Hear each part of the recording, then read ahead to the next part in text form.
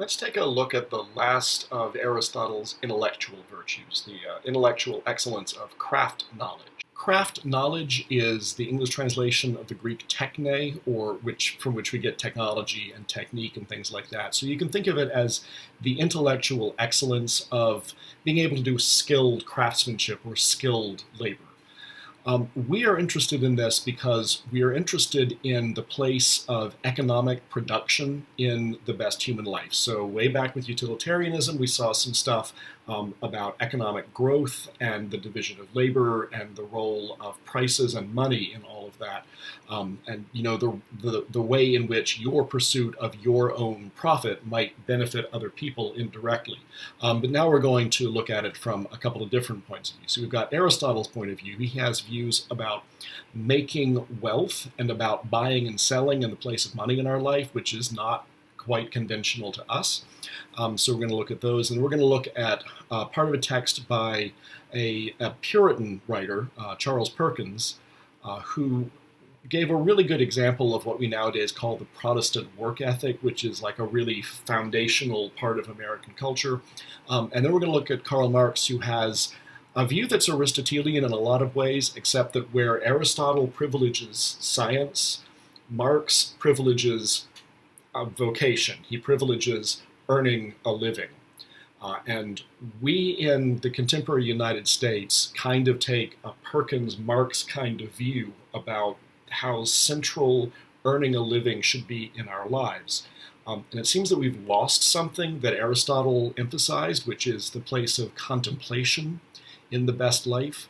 And it would be good if we could figure out kind of where the truth is between these two kinds of views, or at least, if we're going to adopt one of the extremes, at least know that we're doing that. So let's look at the kind of society that Aristotle was trying to talk about the people in. So his approach to the place of production in human life is a lot easier to see when you see the kind of society that he was thinking about, and comparing the kind of society that he was thinking about with the kind of society that we're accustomed to will tell us an awful lot both about Aristotle and ourselves and about the proper place of work in human life. So when Aristotle was thinking about a city-state, the Greek word polis means city-state, and it's from where we get the word politics and things like that, had typically three different kinds of levels of people. And these were not defined in terms of the amount of money that they had. They were defined in legal terms. So at the top of the legal hierarchy, there were citizens. Under that, there were non-citizen residents. So ancient Greek city-states, they were a lot less formal kind of than our governments are. So you could move into one and live there, and your kids could live there, but they did not become citizens. So in the United States, we have birthright citizenship. As long as somebody is born in the United States, they are a citizen of the United States. In ancient Greece, citizenship was passed down genetically. So if your parents were citizens, or your father specifically was a citizen, then you were a citizen. If your father was not a citizen, neither were you. They might promote you to citizenship at some point, let's say if a lot of the citizens had died and they needed more people in the army. But at a baseline, your ancestors might have lived in Athens for hundreds of years and you're still not a citizen. And then, legally speaking, below that, there are slaves. So the non-citizen residents were people who had legal rights. They could sue, they could accuse people of crimes and things like that, but they could not vote, they could not serve on juries, and while they might fight in the military, that they were not kind of part of the technical standing army of the city-state.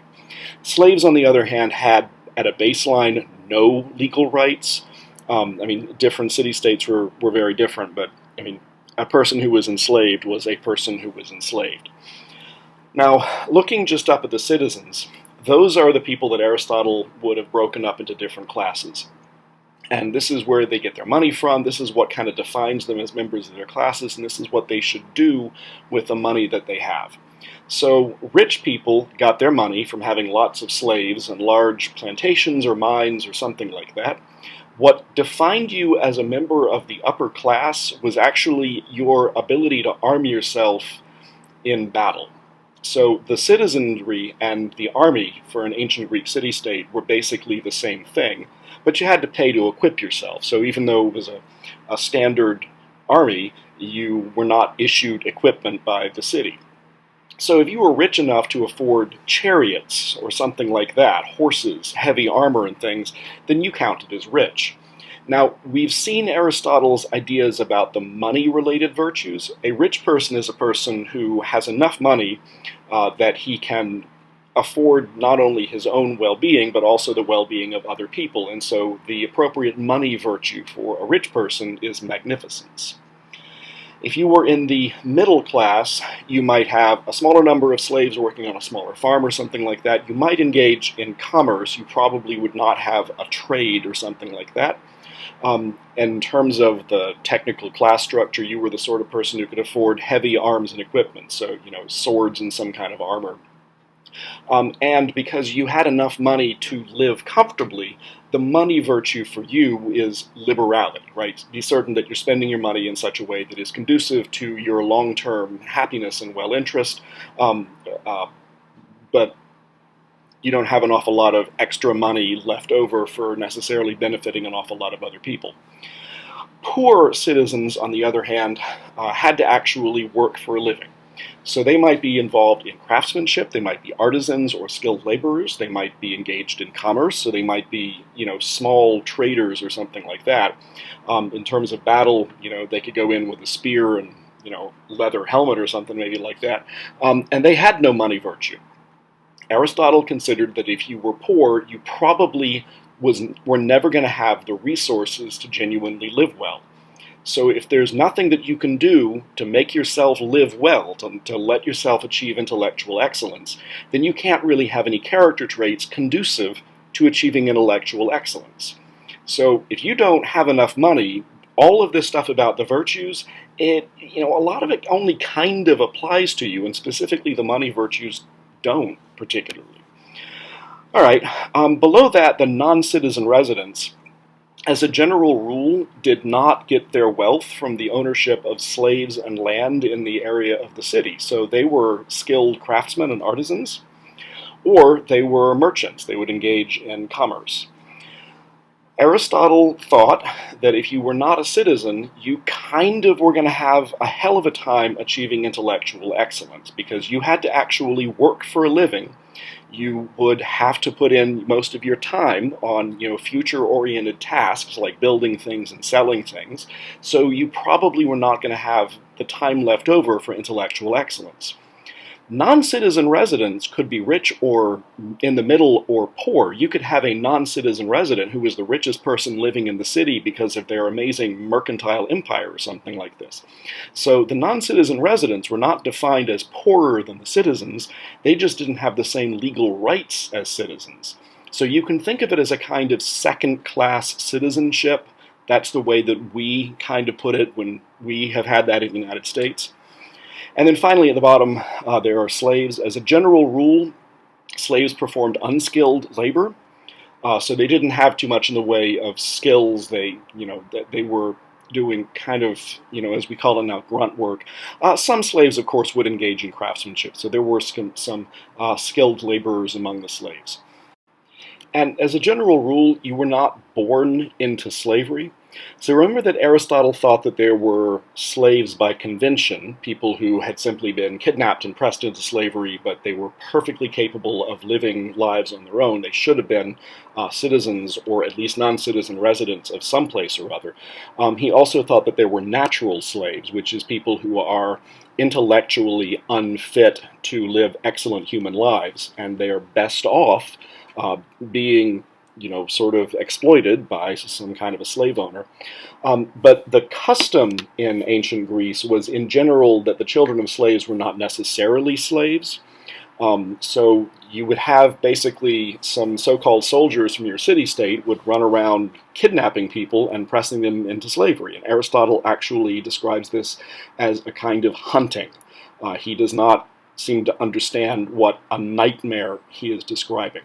But as a general rule, slaves were not born into slavery, they were kidnapped into it. And if you were born to slaves, that might or might not indicate that you were enslaved yourself. So you can tell from that what Aristotle thinks of having to earn a living. Right? He thinks that there's a direct contradiction between your necessity to earn a living and your ability to live well. He thinks that living well is the use of the intellect as an end in itself. If you're using your intellect for some kind of a further future benefit, you're making plans or you're building machines or something like that that you're going to benefit from in the future, that's not the best life. Right? In an ideal life, you would literally spend all of your time doing exactly the thing that you wanted to be doing at that moment without any pressure of time, without any concerns for the future whatsoever. In the worst life, more or less, you would spend all of your time working for the future.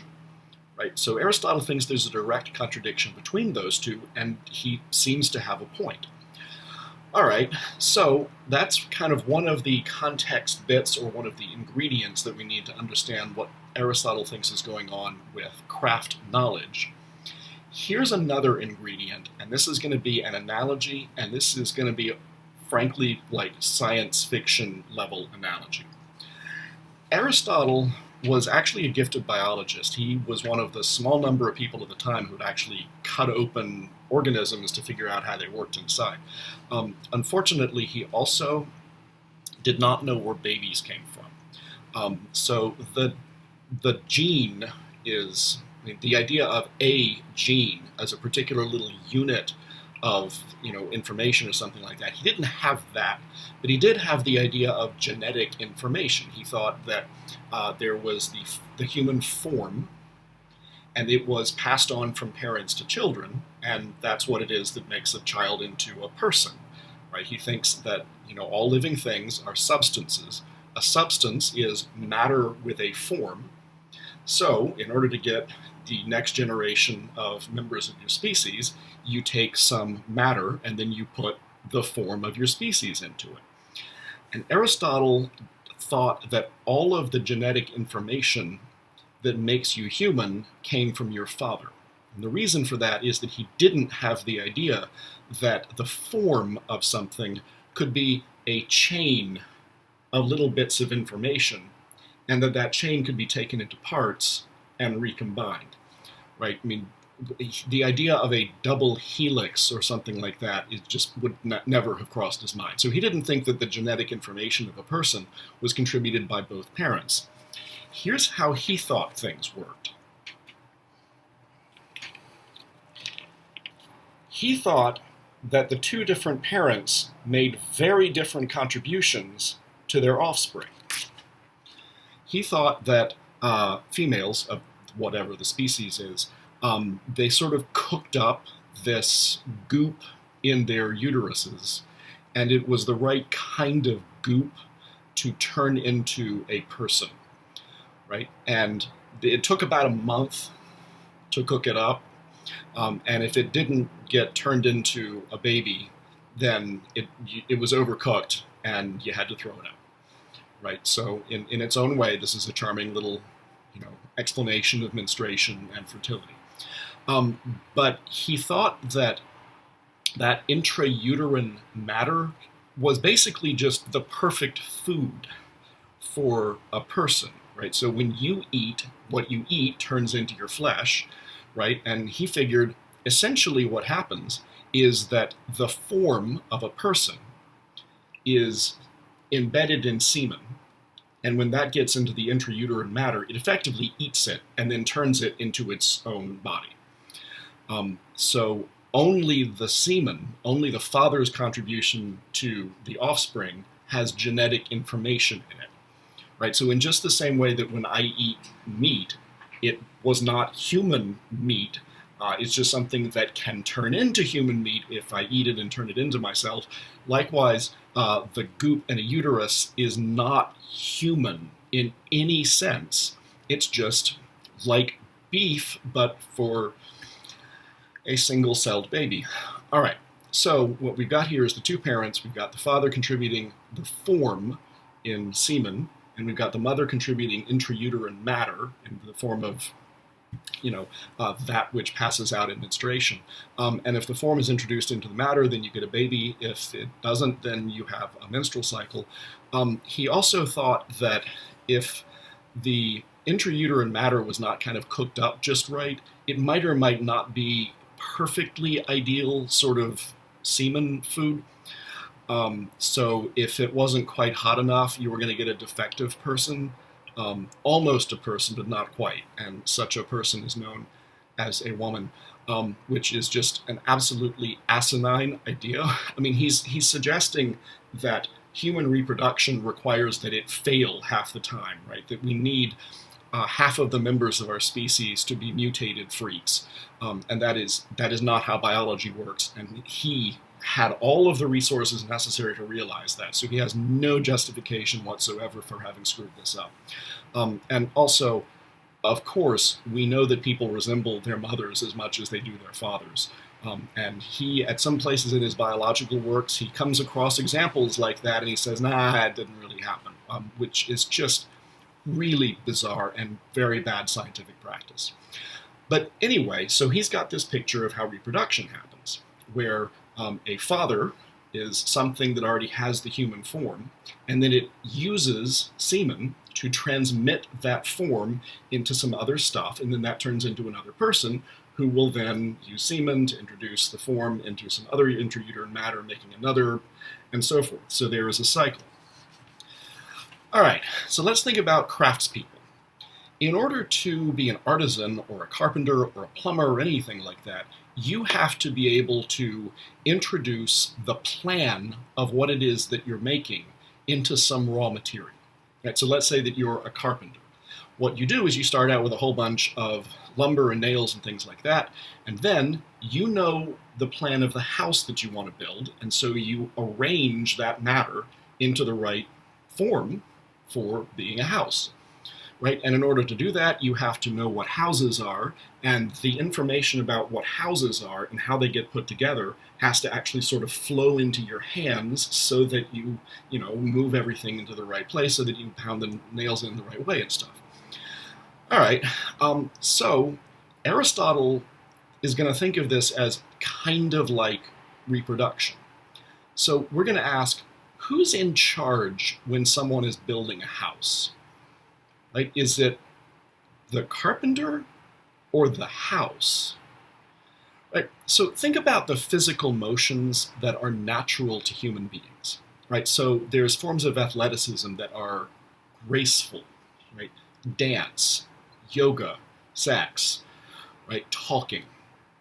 These are things that are incredibly natural to our species because they lead to or constitute our flourishing, or at least passing ourselves along.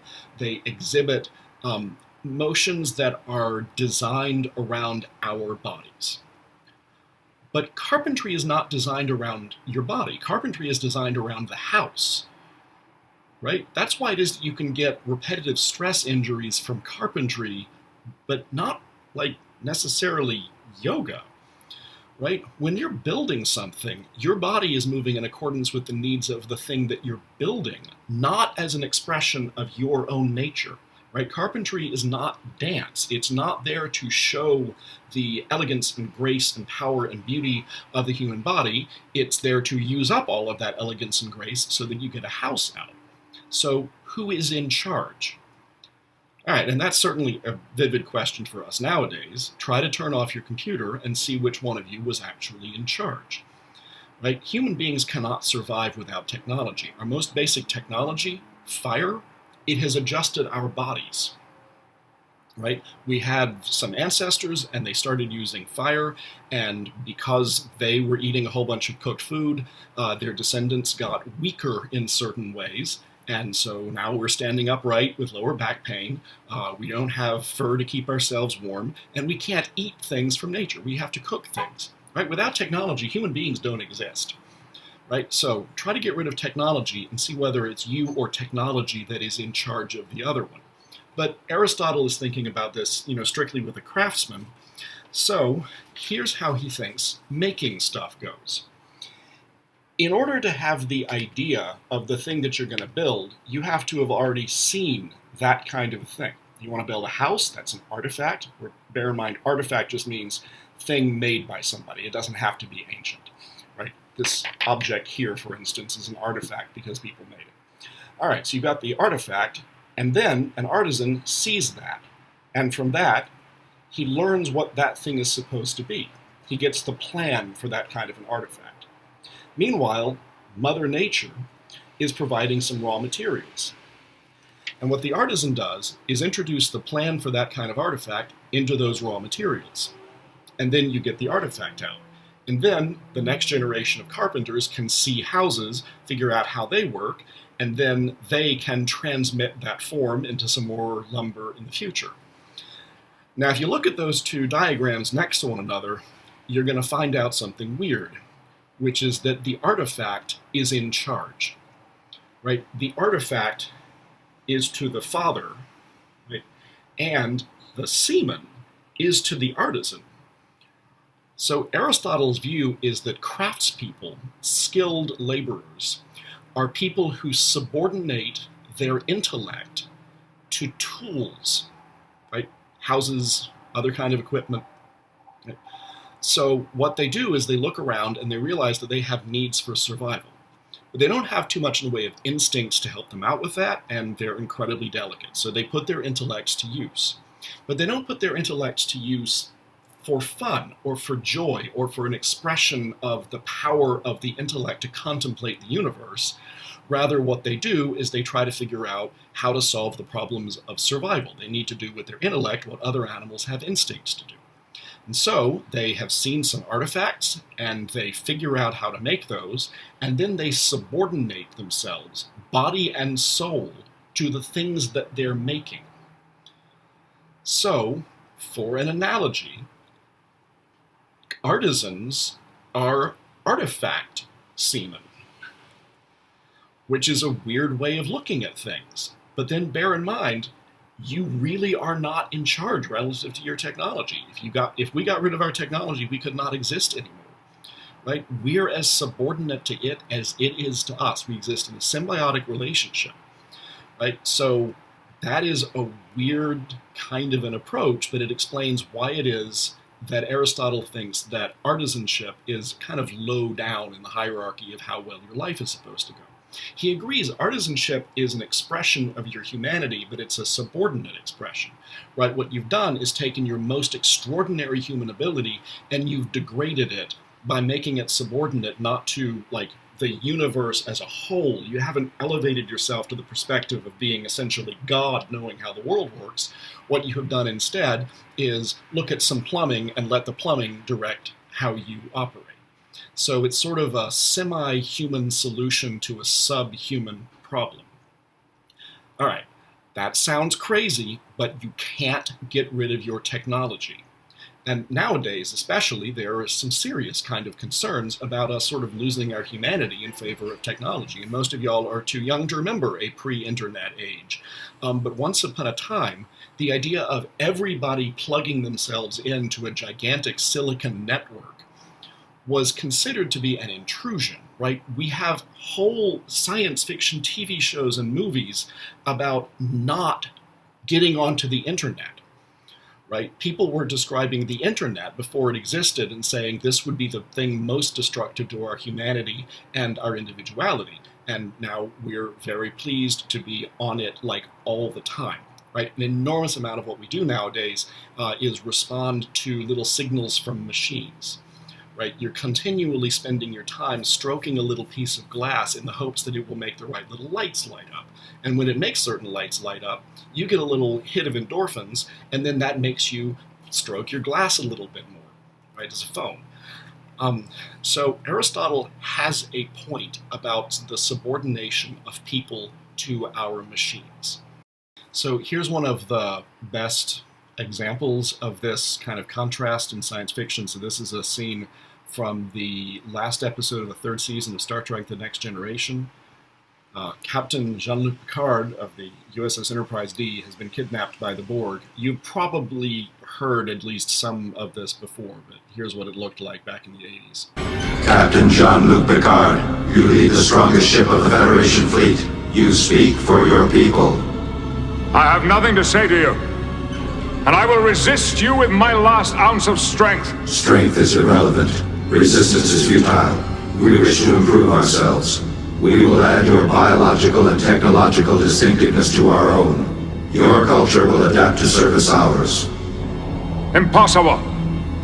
My culture is based on freedom and self-determination. Freedom is irrelevant. Self-determination is irrelevant. You must comply. We would rather die. Death is irrelevant. That clip is no doubt owned by Paramount, using it fair use, not claiming ownership of it. So the Borg there look all creepy, right? They look like a horror scene. But if the Borg had just had better designers, right? What if they had come looking like Facebook, Amazon, Google, and Apple? Well, then we wouldn't have resisted. Well, they did come like that, and we haven't resisted, right? We have been completely on board with that. So we in modern society have been extremely concerned about losing our autonomy and individuality and humanity to machines.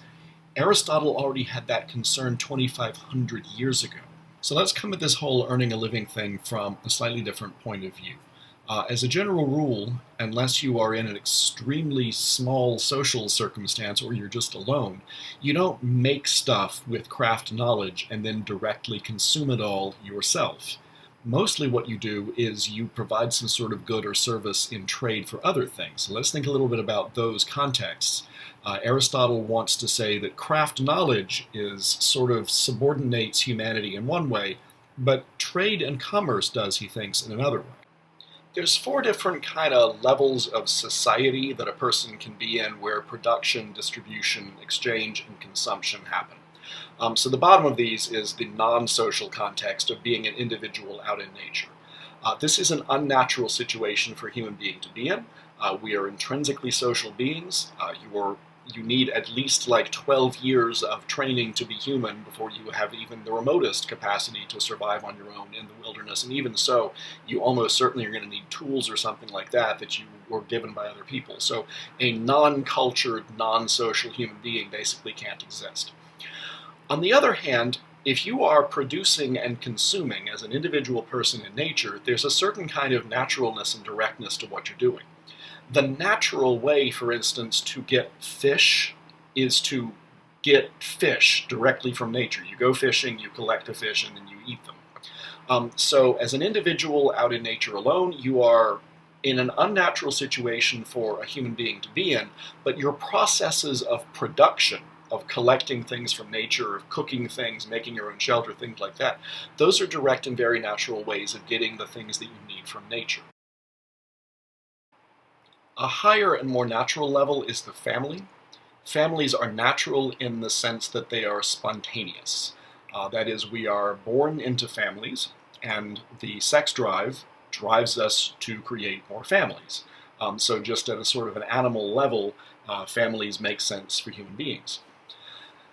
A family is sufficient to produce and consume what it needs according to a plan, right? So you can think of a family as an individual, except with bits and pieces separated out so that the tasks can be distributed to the different members of the family. The most basic division is the division of reproductive labor, right, between between husband and wife. But all of the kids and all of the, this is an Aristotle family, all of the slaves are also going to have their specific tasks designated to them by the husband/father/master. So the family as a whole cooperates to produce all of the things that it needs for its consumption. There's some division of labor, but it's all organized by one particular person in the family. Aristotle takes on the analogy between countries and families. People often want to say, well, we're all being one happy family in here, this country of ours.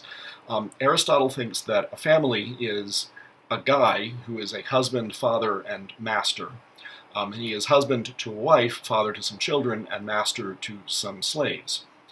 If you think that your country should be like a family, then your government should be either your husband, your father, or your master, and none of those seem appealing at all. So he kind of pours some cold water on the idea that countries are supposed to be like families. In a family, there's division of labor, but there's no exchange. So if you have Junior going out and getting some fish, and you have little Missy go out and collecting apples, they're not later going to trade those things for one another. It's just that the pair of them are going to have some fish and also some apples, according to one big plan imposed on the entire family by its patriarch, by the husband, father, master. the point of a family is strictly production and reproduction. Right, so you've got a couple of people, they get together, they have sex, they have offspring, and all of the work that they do is to preserve their own lives, to have some offspring, and to preserve the lives of those offspring. So Aristotle thinks that the best life involves contemplation for its own sake. That is not a thing that families are for. If you had an isolated family, the people in it would not be able to live well. They could live because they can produce and share and cooperate, but they cannot live well. Above a family there is a village, and a village is basically a group of families that live near one another and they trade with one another by barter. So it's like a family, its point is production and reproduction. Unlike a family, it is not organized from the top down. The different families will each make some things that they don't need in order to trade them to other people for things that those other people wanted but couldn't make. And what that means is that everybody is able to focus a little bit more. They're able to take some advantage of division of labor. Different families can focus on producing different things, which makes everybody more productive. Still, they're only bartering, and barter has an inherent problem. If I want to get something done, I have to have the thing that the person who can give me the thing wants. So let's say that I need to get the air conditioner in my car fixed. All right, so I take my car to the air conditioner fix-em-up place, and I say, hey, can you fix my air conditioner? And the guy says, well, what can you give me in exchange? And I say, well, I can lecture on Aristotle. And he says, that's great, but actually one of your coworkers was in lecturing on Aristotle last week, and I, fixed his, fuel pump. So what else do you got? I said, well, what else do you want? And he says, well, I need hand sanitizer. I say, well, I don't have any hand sanitizer. Let me go find someone who makes hand sanitizer and see what they want. And then I go over to the Tito's Vodka people and I say, here, y'all make hand sanitizer. And they say, yeah, what can you give us for some? And I say, can I lecture on Aristotle? And they're not into it, but what they really need are some buckets. So then I go to the bucket maker, and eventually, hopefully, I find someone who wants what I have. And then I conduct a whole series of barters until I finally get my air conditioner fixed, which is extremely cumbersome. Now, it does allow for division of labor. I don't have to figure out how to fix my own car and stuff. Still, it is quite cumbersome. So an economy running on barter is, a pretty limited, pretty restricted economy. You're starting to get a lot more wealth, but not as much more as you could get if there were, say, one thing that everybody would take in barter or exchange or trade for anything. The other sort of weird fact about villages is how unnatural it is, the way that you're making things.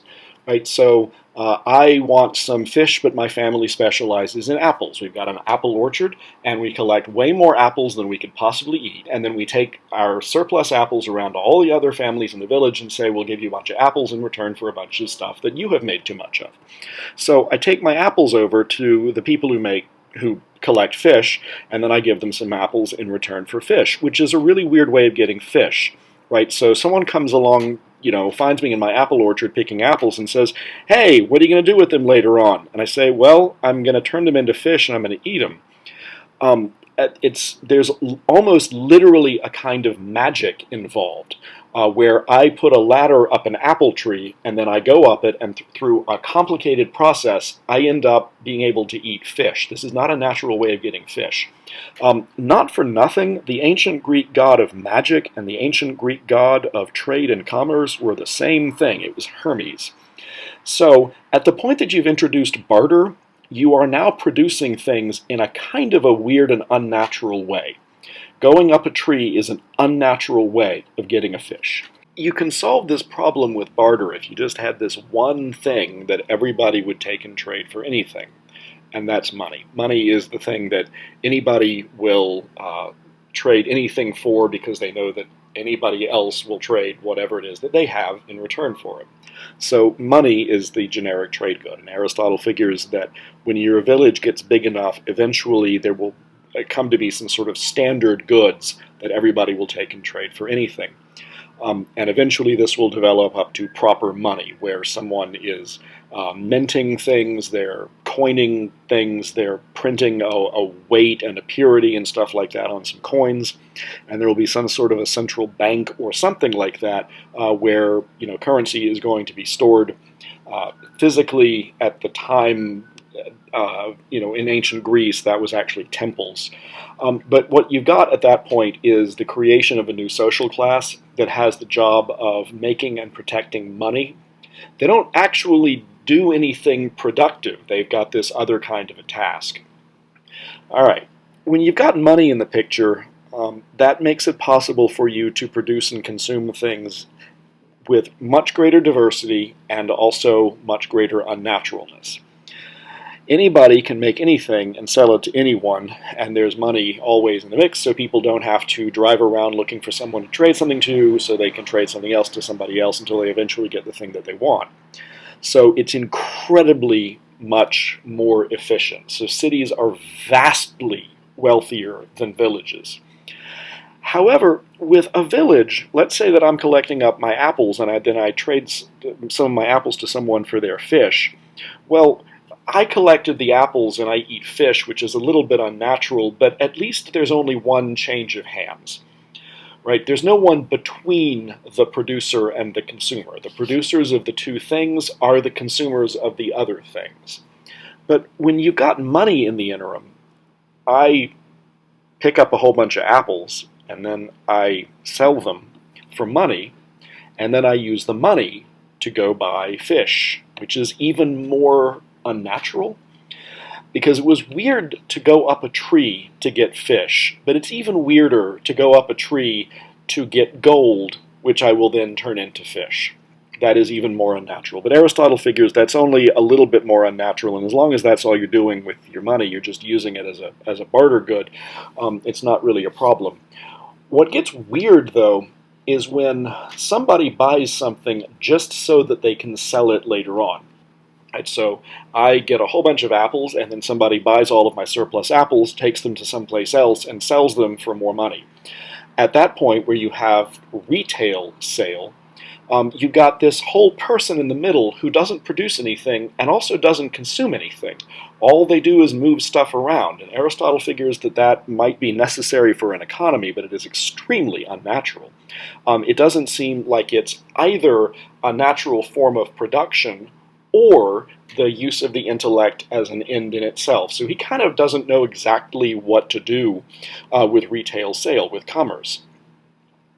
And, he dislikes that, but what he truly dislikes and thinks should be illegal is the lending of money at interest.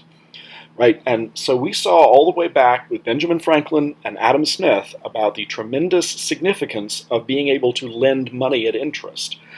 We, nowadays, live in economies that are very capital heavy. And what that means is that when you've got an entrepreneurial discovery, you are going to need a while where you've got workers working for you, you've got equipment that you're using to churn out some kind of a product, and there's going to be a gap between when you start and when you actually are able to sell things. You somehow or other need to buy equipment and supplies and pay people during that interim before you start making any money.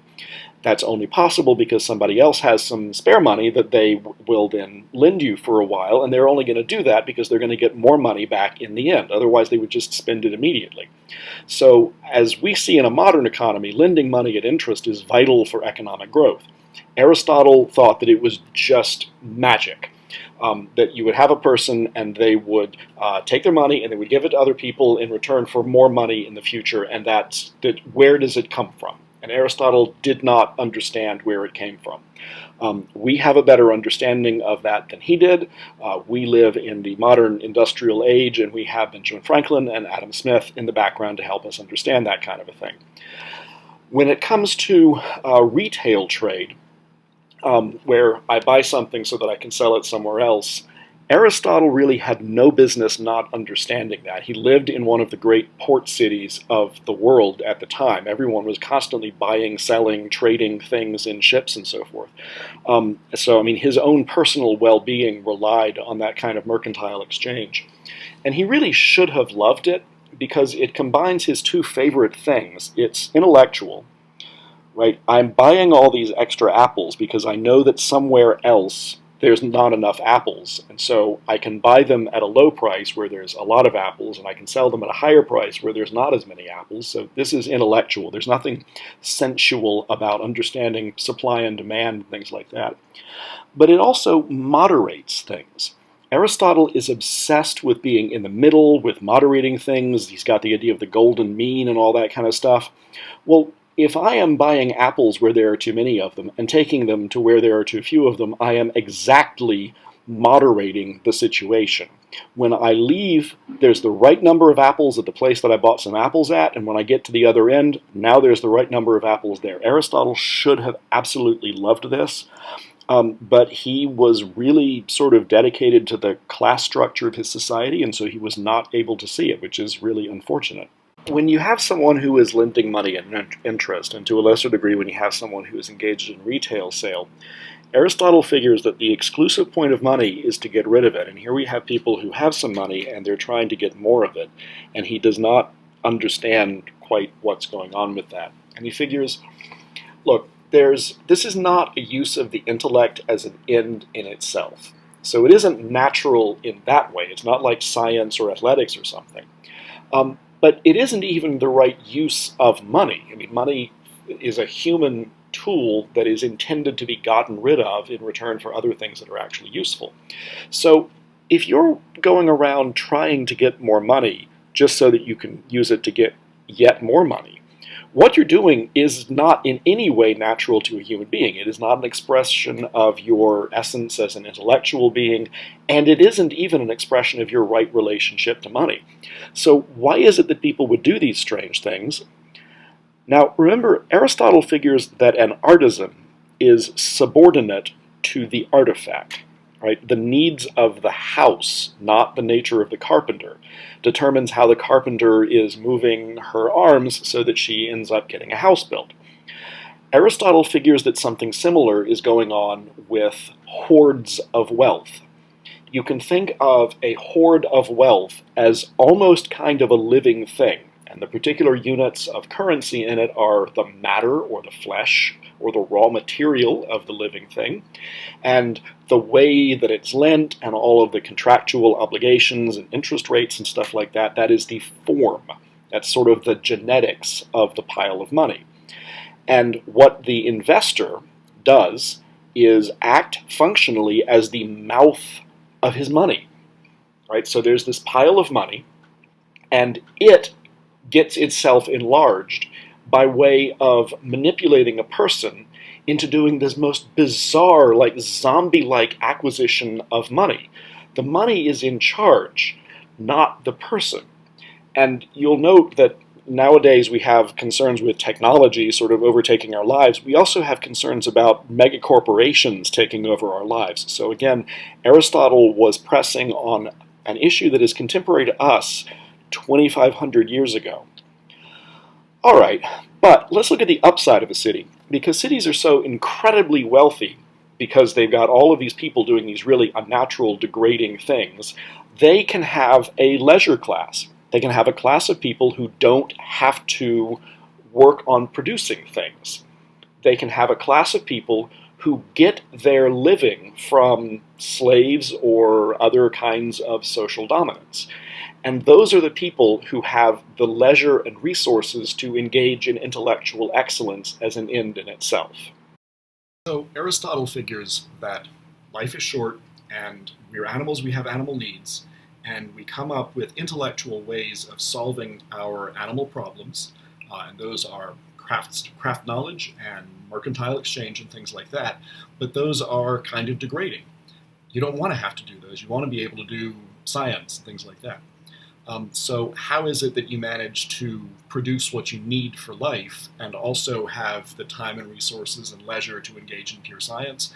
And his solution is to have different groups of people. Some people just have to work for a living, and they're also working to support other people, and other people don't have to work for a living, and they just get to live joyously and excellently. That's a problem because we're not going in for that, right? I mean, we do not live in a society in which anybody is particularly tempted by the idea that we should have a politically determined leisure class of people who don't have to work for a living, right? kind of think that everybody should need to work for a living, and people who don't are, routinely pretty embarrassed about it.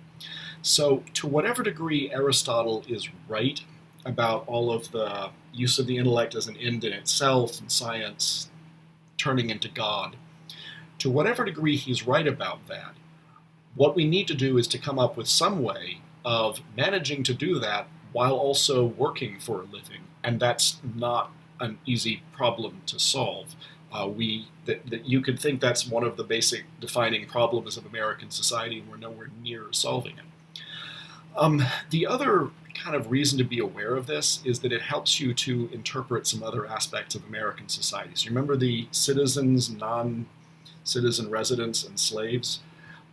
That's the social structure of the American South prior to 1865, right? Where you had plantation owners, you had artisan white people who they didn't own land, they didn't really have any political power, but at least they were free in some sense. And then below that, there was a class of mostly unskilled laborers. And the people who created the slave society of the antebellum South, they knew their Aristotle. I mean, they intentionally created a social system that reflected this theory. And that is a problem. And if you will do a quick perusal of American history, that stuff did not end in 1865, right? So this is actually a tool that we can use for understanding our own society.